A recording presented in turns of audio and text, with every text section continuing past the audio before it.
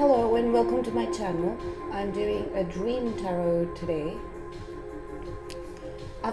As you can see, I've already pulled out the cards after a very troubling dream last night. There were people that I knew, places that I knew, conversations that I'd already had, and I just did not get a very nice feeling. So I think that something is blocking our connection with the ones who are trying to give us some information about what is happening on a cosmic level. So let's begin with this.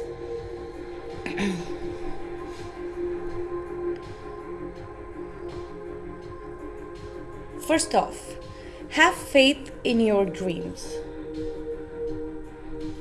That's the overall energy from the Moonology deck.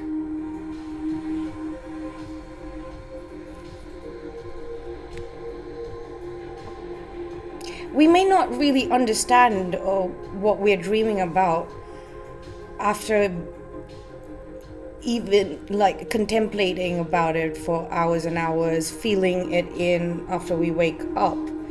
Serious dreamers still get thrown off by their dreams. And there's a recent phenomena that's been happening that people have been daydreaming, but not on purpose. They are just getting visions as well. Because the Magician card keeps coming up in all of the readings over and over and again. And in this deck that I just recently got, it's a Edmund Dulac tarot deck, and it's got Merlin as the magician. So I feel there's something very ancient and very old that existed in our cosmos that's trying to send in some really, really potent information to human beings. And as there was reading for just the heck of it one day, but after leaving the reading, leaving the table where I had put my cards up, I think about after 2 hours or something, I just heard a voice saying that all eyes on humanity, you have our attention. Now what do you want? They're trying to send us information. Some really ancient beings, etheric beings, are trying to send us some information. So I would say really pay attention to your dreams, and if you are a tarot reader or if you have any other way of interpreting your own dreams in your own way, please do that and try to put out the information as much as possible. The end of a tough cycle approaches. Full moon in Capricorn.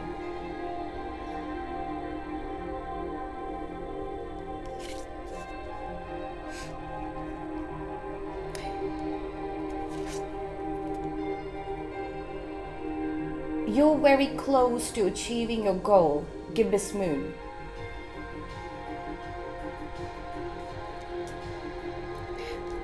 Surrender to the divine.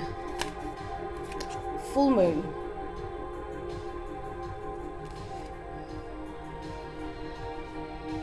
It's amazing how we've got a crescent here, a waxing crescent, which completes the gibbous moon to make it full, and then we have 2 full moons. So I think what it's trying to tell us is that we've got your back. There is something approaching. There is a little bit still remaining. We have completed one really big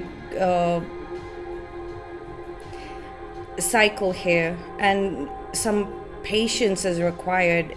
In times of patience, I know it is the most hated word ever.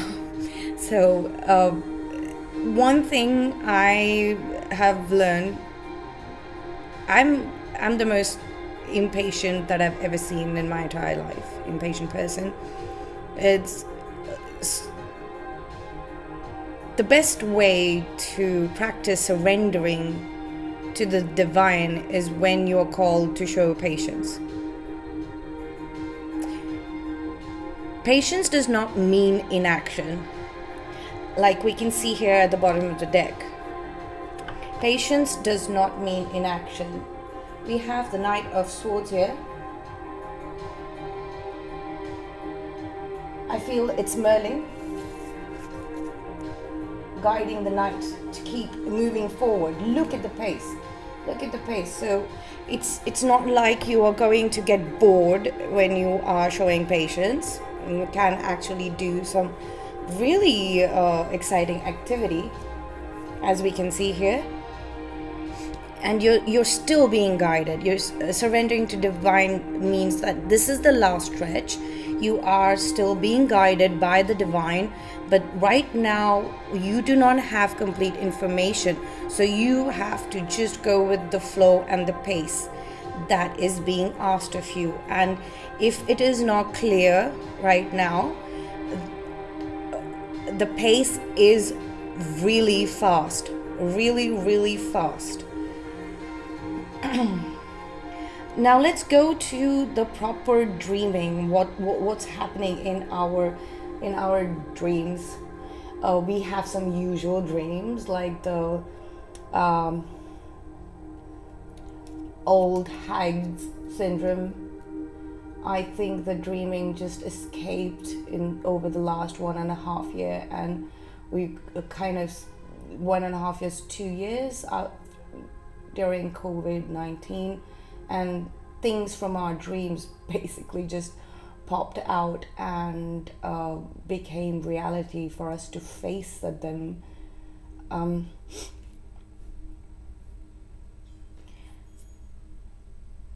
Let's begin with us being comfortable in our friendships, in our lives, in our celebrations, in our leisure time.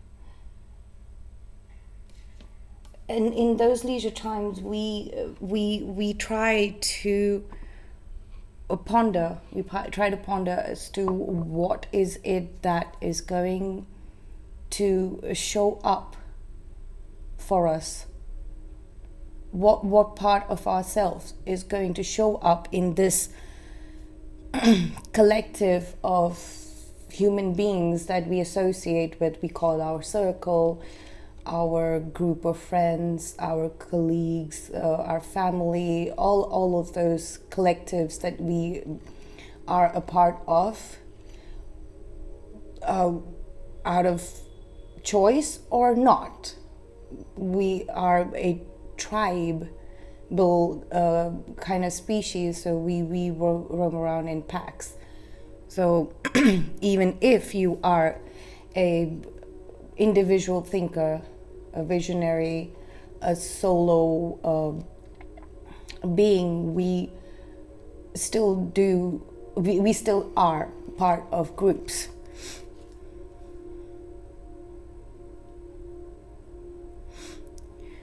Also, what's coming up is the Ten of Wands, and I really never understood this card very much, but this deck, this picture kind of helps me understand this card more, this energy more.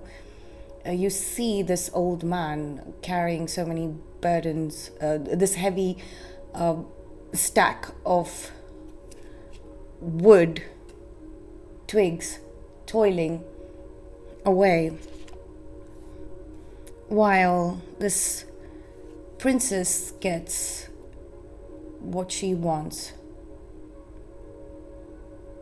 She has worked hard too. This is Snow White and her fairy godmother.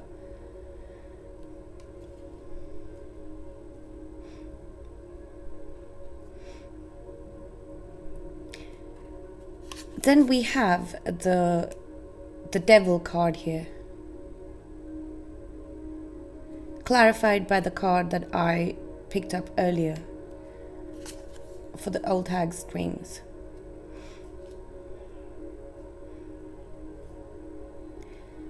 Then we have this Page of Wands here, very interesting, a very malicious looking person thinking, plotting about what to do next, and what is really dangerous is what is really scary is what comes after this.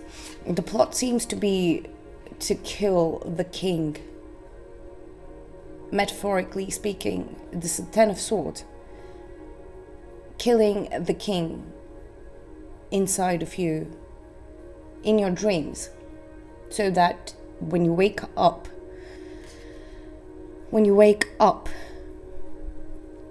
you feel like you've lost your powers.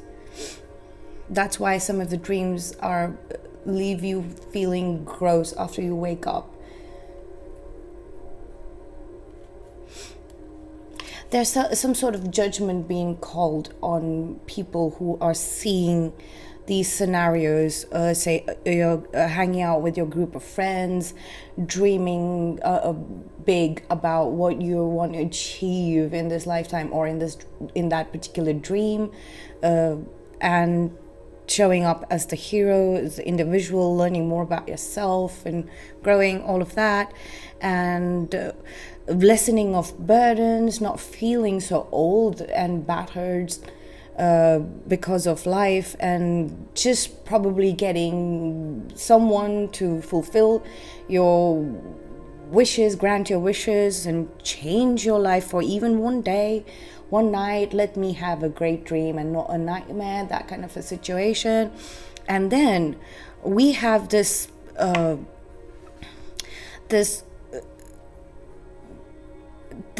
two cards here saying that, okay, the devil has entered the scene.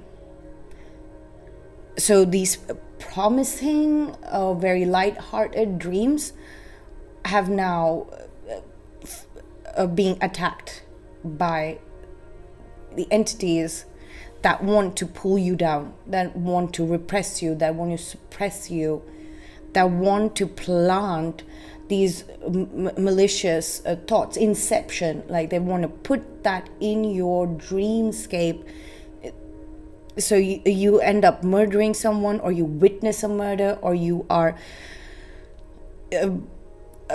murder or some killing of something very powerful in that story, in that scenario. And then you wake up feeling guilty, feeling judged for what you have done in your dreams, and then you just want to really exit that scenario, the eight of cups. You want to exit that, because we know when we finally die, when we sleep completely, we are going to be judged for the actions that we have done. And in a parallel reality somewhere, we might be doing these actions. That is what the devil interfering in your dreams will make you believe.